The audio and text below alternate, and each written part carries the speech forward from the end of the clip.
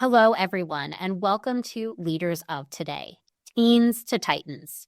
Today, I want to introduce you to my guest, Erin Snow, the creator of the Seacoast Listening Lounge, event space and professional listening service for women who want to share their stories and experiences in a confidential and empathetic setting, free from judgment and fixes. Erin worked at New Hampshire Legal Assistance, where she directed the Domestic Violence Advocacy Project. There, she advocated on behalf of victims and survivors in high lethality divorce, parenting, and protective order cases. Erin was the first paralegal in the state of New Hampshire to represent clients on her own in court under a new law. Today's discussion will focus on how she tried to run away from what happened to her as a teenager and even as a young adult. She has spent the last 16 years working with victims of domestic violence, sexual assault, and stalking, telling herself that she just found a job and the job didn't find her. We will learn how what happened to her gave her a perspective and an ability that others just don't have. On the surface, she was a thriving teenager, and because of that, others missed the subtle clues that something wasn't right. We don't pay attention to the kids that are doing well. We assume they're well and accept that without much thought. We do it to adults in our lives too. This led Erin to create the Seacoast Listening Lounge as a way for women to feel heard, to feel seen, and to know their experiences are valid and to feel empowered by them. So without further ado, let's jump right into our conversation. You're listening to today's leaders, from teens to titans. Hi, I'm Lorraine Connell, a teen leadership coach. I transitioned from teaching chemistry to coaching teens in leadership, helping them realize they can do hard things. We've often believed that leadership is an innate trait, but it's actually a skill that you build and improve. On this show, you'll meet today's leaders who share their teenage experiences, revealing how they developed confidence, direction, and the tools to become the leaders they are now. You'll discover how you or the teens in your life have the potential to become confident leaders, even if it doesn't seem possible. Erin, thank you so much for coming today and being willing to share this incredible story and the journey that you've had. Thanks so much for having me, Lorraine. I'm so excited to be here, so excited to talk to you. So thank you. Yeah, okay. So let's jump in and start with sharing your background as a teenager and how your experience as a young teen influenced your journey into what you are currently doing today. Okay, so my teen years were rough. On the surface, everything was going really well. I played sports. I had a good group of friends. I was involved in activities. I was getting really good grades. But behind the scenes, I was a bit of a mess. And a lot of that had to do with an event that occurred in my earlier years when I was about 9 years old. When I was about 9 years old, I was sexually abused by my friend's father at a sleepover. And incident of abuse really shaped what happened to me going forward. It shaped my teenage years. You know, teenage years are hard anyway. You're going through puberty, you're meeting boys. And so those experiences that I had in high school definitely were influenced by what happened to me. And one thing that really stuck out to me, once he stopped doing what he did to me, he held up a finger to his lip, like, shh, just like that, an index finger up to your lip, and said, shh. And I don't know if that act had more of an impact on me, because I knew then, don't talk, don't say anything. this is bad, this is wrong, don't say anything. And so I struggled with that. I was 9 years old, about 9 years old. Like, I didn't have the tools. I didn't know what I was supposed to do or who I was supposed to talk to. So I kept a lot inside. And when I got to high school, I, was coming into my own. I was meeting boys, and I would say I jumped into relationships with boys quickly, seriously, and quickly. And looking back now, I can see that there were so many red flags, so many things that, I wish I had said earlier, because then I could have had help. So many decisions I would have done differently. I didn't have a voice. I felt like I had completely, at such an early age, lost my voice. I did try to talk to people about what happened to me, but I wasn't saying it the right way. They didn't have the tools. I didn't have the tools. It was like the late 80s, early 90s. So I was just thrown into this high school environment without having the tools that I needed to have healthy relationships. And because I did not have those tools, it greatly impacted the relationships I had, especially with boys at that age. Wow.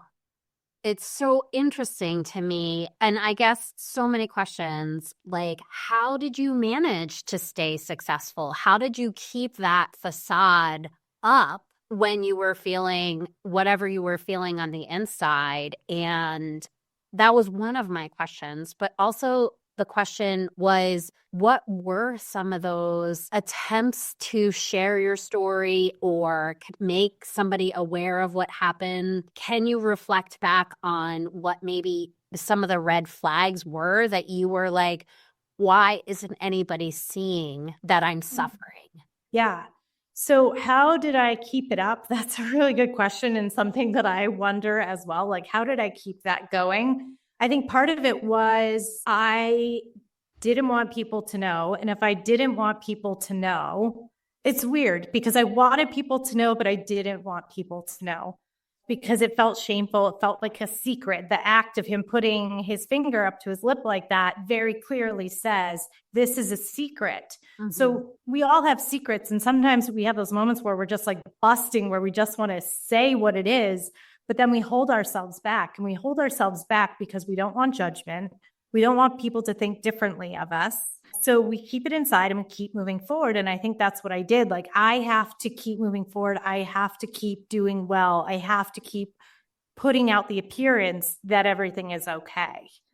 And I think I dropped subtle clues. I can't say specifically what those clues were, but I'm sure I dropped like subtle clues like, hey, don't you think he's a little weird? Don't you think that he's a little strange? Do you find him odd? And those are the kinds of things that we drop into conversations all the time as teens or as adults. And we do that because we want people to ask us follow-up questions. We want people to know that they're listening to us. We want people to know that they care about us. And so I was dropping those. I'm sure I was. And nobody was picking up on them. So I was like, all right, well, nobody's picking up on them, so I have to keep going. But meanwhile, I was having sex in high school. I was having sex far too early. And I will just be completely honest about that. I didn't want to have sex. I had learned from an early age what had happened to me was, okay, I'm a body for somebody to do whatever they want with. That was the messaging that I got from the abuse, is I don't have a choice. My body is yours to do whatever you want to do with it. And I can't say no. So I dated multiple boys far more seriously than I probably should have. And I think adults, I remember a teacher said something about maybe she's a little bit too into this boy. And that right there was a red flag. And someone should have, maybe asked some follow-up questions, pulled me in and said, hey, Erin, what's really going on? But I was doing well. So nobody took that time. But I would say, by my senior year, I was starting to find my voice a little bit more. And I started testing what would happen if I said no. What would happen if I stood up and said, hey, this makes me feel icky. I don't like this. This doesn't feel good. what would happen? So I very clearly remember an incident. I was at my boyfriend's house and he wanted to have sex, and I clearly did not want to have sex. And I said I didn't want to have sex. And his response to me was, "You're not allowed to say that. This is what you're here for." And wow, like, what do you do with that? So, years, like 8 years probably at this point, I had built up the courage, had learned or started to learn, hey, it's okay for me to say no. It's okay for me to say I don't want to do this, or give that message. It's okay for me to speak. It's okay for me to have a voice. And then I did, and that was the response. So immediately shut back down. Okay, you're right. Like, this is what I'm here for. That has been the constant message that I learned from this one incident from when I was a kiddo. And so that stayed with me. It stayed with me through my young adult years. It was definitely something that I took into college. I had similar experiences in college. And it probably wasn't until I started the work with domestic violence victims and sexual assault victims and stalking victims and hearing their stories that, I mean, I always knew it was wrong, what was happening to me. I always knew that, but I didn't have a way, I didn't have an outlet to express that. And so I really found this path where I am now based on that work. And I kind of fell into that work. Yeah, I would love for you to sort of share that transition of you went to school to be a paralegal and then did the work of working with those kind of cases. Is that where you were drawn, or how did you get to that experience? Yeah, so it's interesting. I actually went to school for musical theater. I wanted to be on Broadway. I had big dreams. And honestly, that's what got theater and singing is what got me through high school. I was able to do all the things that I did, and I was able to maintain this image of myself, this outward image that I was okay because of theater. I got to be a different person on stage. I didn't have to deal with what was going on with me behind the scenes, behind the stage. And so that's really what was, I think, my saving grace in high school. So I went to school for that. And then I quickly learned that I was starting to hate what I loved so much. And what was my stress reliever was becoming my stress causer. So I changed courses and I went to school for media studies. And when it came to graduation, I was like, I don't know what I'm going to do. Do I go to law school? Do I go into film studies? Do I become a professor? And my dad said, hey, he was a lawyer. And he said, why don't you try being a paralegal? So I immediately got a job in a really big law firm in DC, not as a paralegal. I was the receptionist. And then I went to a big law firm in Boston and I was doing legal hiring. And I didn't love it. I had an experience with a partner where I was told, do not look the partner in the eye. If you have to speak, don't look the partner in the eye. I was like, are you kidding? Like, after all of these years, that is still the messaging. So I knew right away, at least at this point, it was taking me less time to get to the point of, this isn't good. Time to get out, hold the cord. So I went to school and got my certificate for paralegal studies. And from there, I went to Rhode Island and worked in the first ever elder abuse unit at the Rhode Island Attorney General's office. And I started working with victims, and that was incredibly meaningful to me. I was seeing a side of the law that I hadn't seen before. I was seeing kids, teenagers, adults telling their story. And I was like, these people are so incredibly brave, and I want to support them. And I didn't even really connect it so much to my own story at that point. So then when it came time I moved to New Hampshire, I saw the ad for domestic violence paralegal in the Bar News. And I thought, okay, well, I could apply for that, not thinking. And I got the job, thankfully. And I spent the last 16 and a half years doing work on behalf of victims.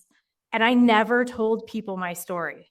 I met with hundreds of victims. It wasn't my place to tell my clients my story. That was their space. I didn't tell my coworkers. They threw me a going away party. And that's when I told everyone what had happened to me. And I said, I chose this job because it was a job and I thought I'd be good at it. I did not want to acknowledge that I was going to be good at it or I could be good at it because of what happened to me as a kid, because of what happened to me as a teenager. I wanted to be good at my job because I was just good at my job, because I was a badass and was crushing it at work. And that was it. I wanted that to be my story. And then I realized I am good at this job because of what happened to me. And that's okay. There are good things that come from really horrible experiences. And this was one of those things. And all those experiences, all those boys in high school that didn't listen to me when I was putting out signals, all the men that have made me feel like my body is the only thing of value, I realized I had a value in learning that's not all there is to me. Like, I am good at what I do. I'm good at listening. I started this new business because I have this, sad to say, probably not even a unique ability. There are so many people who have similar stories out there, but it has put me on this path of where I can give the space to women that I did not have as a child. So it's my passion. It's where I want to be. And I wouldn't be here if that had not happened. And it took a really long time for me to get to the point where I acknowledge that. But I do, and I embrace it now. Yeah, it's really incredible to see how you took something that was so traumatic and you've given it life in a way where you've allowed hope to grow. And I guess my question is, when did you start feeling like you wanted to tell your story? Like, how old were you and what were the circumstances that allowed you to start to feel like your story had a place in your life? I think I wanted to tell my story as soon as it happened. I really think that there were times where I wanted people to know. I remember walking with a friend, not long after that happened. We were walking to like the local baseball field. And I remember saying something. I don't know what it was, but I was just like, I really hope she says something. But that didn't happen. I started telling some people in college. But again, it was really weird. You would think that, and not to judge, I don't want to judge. This is an uncomfortable topic, right? People don't know how to handle it. And I think that's what the issue was. That's what the issue was in high school. I'm sure my family has struggled with that. It's uncomfortable. This horrible thing happened to you. That sucks, but let's move on and there will be happier things. But that's not good. And that's not good at the age of being a teenager, because you have to process those things. Because if you don't process those things, and what I found is it can really impact what's going to happen to you later. But yeah, it's uncomfortable. People don't want to talk about it. So I would tell someone, or I would start to tell someone, and they didn't react in a way that I thought, okay, this is a safe person for me to tell, or this person gets it. Because it was like, oh, okay. So the only thing I can really liken it to is you're on a busy city street and there's tons of people around you and you just start screaming. You're in the middle of all these people and you just start screaming. And all the people just keep doing their own thing. They just keep walking right by you and no one turns to look at you and really sees you. No one asks, are you okay? Do you need anything? What can I get for you? What can I do? Do you need help? That's what it feels like. And that's what it felt like for most of my life up to this point. And what changed that was I was getting really frustrated in my job, and that I was feeling like I was, pounding my head in all the systems. Like, we need to make a change. There needs to be a change. And people are like, yeah, there should probably be a change, but there was no momentum. There was no urgency. And I was like, this is so important. And I think I just said enough is enough. Earlier this year, I've been talking to my husband. I'm like, I think there needs to be a change. And I don't know what that change is going to be, but I feel like there needs to be a change. And then this summer, I was just on a beach and I'm like, you know what? I think I know what that change is. The change is I need to create a safe space for people to tell their stories, for women to tell their stories, whatever that might be. It can be big, it can be small, it can be whatever is going on for them. And because I didn't have that, and I knew from the work that I was doing that other people didn't have that. And so it became incredibly important for me in my own healing, but as a way to help others heal too, to have this space. And that's why I created Seacoast Listening Lounge. And I found that what makes Seacoast Listening Lounge special is authenticity. And what makes it different is authenticity. And part of that authenticity is me telling my story. I want to go back to the comment that you made about it being an uncomfortable topic. And I guess I'm going to ask you for a little bit of advice on, Sure. if somebody does share something that makes me uncomfortable or the listener feel uncomfortable, what advice would you give them? Because I'm hearing your story and I'm hearing I wonder how many people, I was a teacher for 20 years, how many kids came to me or how many kids did I miss trying to get me to see them? I think you really hit in your description and your bio that oftentimes we don't pay attention to the kids who aren't creating problems. And we don't pay attention to the kids who are just in the middle because they're not creating a problem. So I guess my biggest question of advice is now that you've become this sort of professional listener in a sea of needs, what advice would you give me as a mom, me as a teacher, me as another female? Yeah, no, those are all really good questions.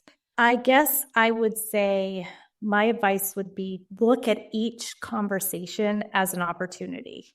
Somebody is not going to reveal something to you necessarily if they don't know you, if they can't trust you. And the way that happens is to just be open, to just be honest. And if someone says something that seems a little off or makes you uncomfortable, point that out. Don't gloss over it. The biggest problem is glossing over things. When you're like, oh, that seemed a little odd, but I'm going to just let that slide and keep on going. Because those are the exact things that kids, that teenagers, that adults are using to test you, to see if you are a safe person and to see if you're somebody who will listen to them. So if you hear something in a conversation, even if it makes you uncomfortable, and we need to honor that too, that might be an uncomfortable space for you. I think you can say, look, I don't know if I'm going to get this right. And I'm sorry if this doesn't come out right. I want to make sure I'm hearing you. I want to make sure I'm creating a space for you. I'm helping you with what you need. I may not get this right. And just saying that and acknowledging that, hey, you're kind of uncomfortable, or I don't know if this is what you're really asking me for, just that simple clarification or follow-up indicates to the person, okay, this person, it matters to them. How I'm feeling matters to them. And you're taking the time, even if you don't have the answers. Like, I'm not looking for everyone to give me the answers. I'm looking for people that what I'm saying matters to them. So that would be just take those opportunities, even if it's uncomfortable, and acknowledge that it's uncomfortable. And you can even say, look, I'm probably not the best person for this. And that's also a way out too, if you are like, okay, it might be triggering for you, if you have your own experiences. So it's okay to say, I may not be the best person for you, but I care about you and I want to know what's going on with you. But this person might be a better person to talk to, but I'm always here if you need me. And then facilitate that connection. Yeah, I think you really highlighted a couple of really important aspects. I've often said that kids tend to be the first person that another teenager will connect with, right? So I'm a teenager, I'm feeling this uncomfortable. You said you tried to tell a peer pretty quickly after it happened. And I think we as adults are really afraid of what that might do to that individual who's young and doesn't have life experience. But I think we don't account for the fact that kids are still really curious, and they're going to be the ones who are more likely to accept that discomfort from a friend than a parent would. I also want you to sort of talk a little bit about that feeling that I know as a parent, as a teacher, I always felt like I had to fix, or I put the word judge down. I would love to say that I don't, and I try not to, but I think there's a lot of times where a statement will be made, it'll make me uncomfortable, and I'll jump into judgment, or I'll jump into, I'll just fix this for you. So what are your thoughts on, one, kids sharing with other kids, and what advice you have to the adults who may say that's not how we want things to go? And what about that tendency for adults to want to fix or that challenge of our judgment? Yeah, I attended, I think it was a conference, and I really wish I could remember the name of the speaker years ago. And one of the things that they said that just really has stuck with me and guided me was love first, teach second. And often we do the reverse. We're teaching or we're trying to fix, and then we follow that up with the love piece. But love first, so that's, hey, I want to know what's going on with you. Here's a safe space. What's happening? And letting the child talk, just talk. And without interruption, without saying, well, what did your friends think about this? Or did you do anything? Because all of those kinds of questions indicate to the kiddo that, oh, I didn't handle this quite right. Mom's asking me, did you talk to this person? Well, why didn't you talk to this person? And for you as the parent, or the teacher, it's coming from a good place. Like if you're the teacher, hey, I noticed that you got 63 on your test, and that's pretty unusual for you. You're usually getting in the 90s. And so I'm just wondering what's going on. And then as the teenager starts expressing, hopefully what happened, there's not this immediate, okay, but did you study? Because it looks like maybe you didn't study. And again, that's like where you're coming from. You mean well, but that's going to shut that child down. That's going to shut an adult down because, okay, this person's already drawing conclusions. This person already thinks that I did something wrong. So how about just having the space of open-ended questions? Hey, I'm concerned they got a 63 on your test. Is anything going on with you? What's up? And just letting them talk and then see what happens from there. So that's the love first piece, and then teach second. So let's say they disclose something. I'm really sorry that happened to you. This is where the teaching part, I'm really sorry that happened to you. Is there anything that you need? So then we can start coming up with a plan if that's what the person needs. And if that's not, do you want me to do anything about this? Empower them to tell you what they need, rather than as adults telling our students or telling our kids, this is what you need because I'm the adult and I'm so much smarter and older than you and I have all the experience and this is what's happening. Yes, they're children. And yes, they need our guidance, but they also need to know that they have a voice and that this thing is happening to them, whatever it is happening to them. And it's a part of them. So doesn't it make sense that they should have a choice in what happens in the next step? Wow. Yes. So valuable. I think I've been working on my own journey as I develop leadership for kids, but I think what you just said hit pretty home for me in terms of when I, as the adult in my own children's lives, give them the answer, I'm sending the message that they're not capable of doing or learning or figuring it out. And you're right, it comes from a good place. But when that happens, I am disempowering as opposed to empowering. And especially if we're talking about what happened to you, that you've already been so disempowered. For me, as your trusted adult, to then take that power away even further has a big impact. So I like considering asking what they need from me, as hard as that may be. Right. Right. I'm a mom. I get it. I mean, it's not easy to follow that because we want to take care of them. It's our role, it's our job. We love them. We want all the bad stuff to go away, but it's their journey too. And these things are happening to them. And they should have a voice and a choice in the next step. It's so easy. I'm sure there will be lots of questions. Well, did you report to the police? Why didn't you report to the police? It's the same thing that we do with victims. And we ask the question, why did she stay? Or why doesn't she just leave? Like that just seems like, oh, a no brainer. This horrible thing's happening to you. Why don't you just get out of the situation? Well, there's so many things that play into that. And that question, that why question implies a judgment. It infers that you're not making smart choices. So instead of asking, well, why didn't she just leave? Or why didn't you go to the police? Or why didn't you do X, Y, and Z? What do you need? What is causing you to stay where you are? Like whether that's in an abusive home or in a class that's not working for you, whatever it may be. Like, what is it that you need? It's the what versus the why. Yeah.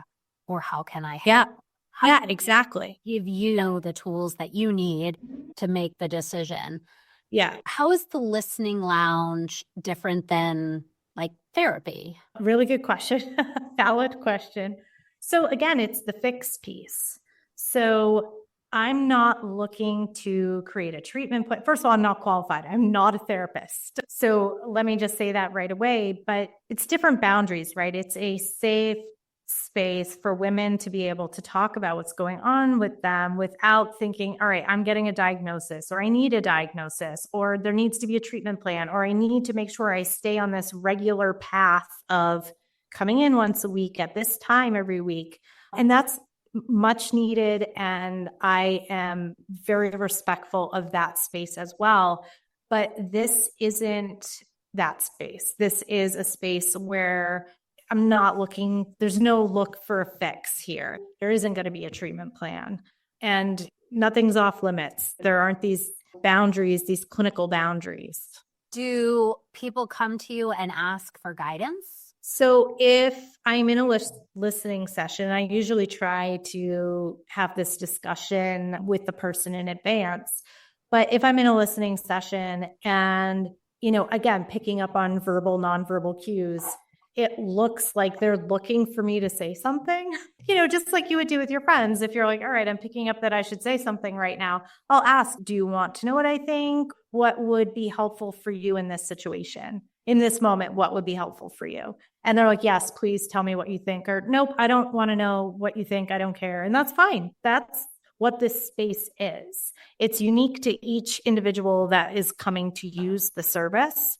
And that's what's great about it, because no two people are alike and no two sessions are going to be alike. And I know that it is a physical location, but do you connect with people virtually? Yes. So I initially wanted to be solely in person. I have a very small office space in Hampton, but I have found that people outside of the Seacoast area, have asked, will you meet with me virtually? Because they want to have an experience like this. And there's really nothing like this really in not just the Seacoast, but nothing that I have found really locally in New England. So yes, I will meet with people virtually. So nothing that you've found in New England, do you think it exists somewhere else? Do you think this happens elsewhere? Yeah. So I have been fortunate to connect with people across the country.